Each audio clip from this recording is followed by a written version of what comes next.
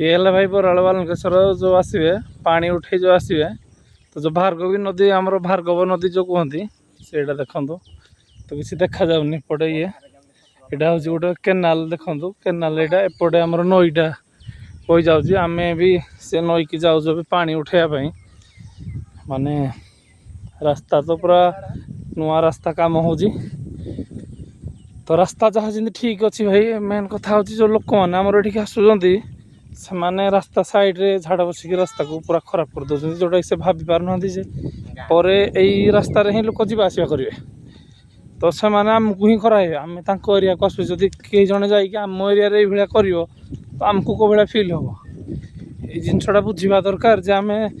गोटे रास्त लोक जा आसवा कर रास्त आम ये अपरिष्कार करवाटा आमको ठीक लगुनि आम भी गोटे मनीष तो आम विवेक हिसाब से चलवा दरकार कि जमी आमको कहीं किसी न कहते आम गोटे माने भगवान को कम आसुचे आप जब आम ये कम करवा तो जहाँ ठीक लगे तो तेणुक आपण दयाक रिक्वेस्ट करा जी जोठी जाऊँ ना कहीं कौन से एरिया रास्ता घाट अपरिष्कार करते ना जो झाड़ा जा पड़ा आप जातु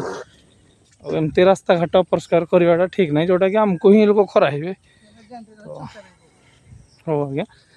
से पुणी नेक्स्ट आम पा भर को पशु नदी भर को आपको जनाऊँ।